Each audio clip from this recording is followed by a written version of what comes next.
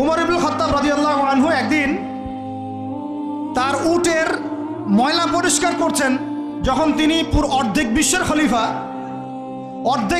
খলিফা উটের ময়লা পরিষ্কার করছেন। আলী ইবনে আবি তালেব এসে বলছেন, ইয়া আমিরুল মুমিনিন, আপনি আপনার পরবর্তী খলিফাদের উপরে কত কঠিন বোঝা চাপাই দিচ্ছেন।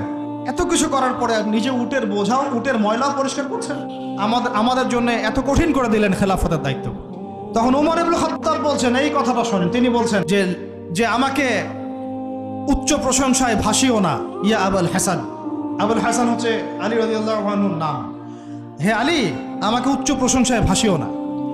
আমি ভয় করি ইরাক তো তখন মুসলমানদের আওতায় আছে, ইরাকের ফোরাত নদীর কিনারায় যদি কোনো ছাগলের বাচ্চাও না খেয়ে মারা যায়, আমি ওমর ভয় করি কাল কিয়ামতের মাঠে আল্লাহ আমাকে এজন্য জবাবদিহি করাবেন।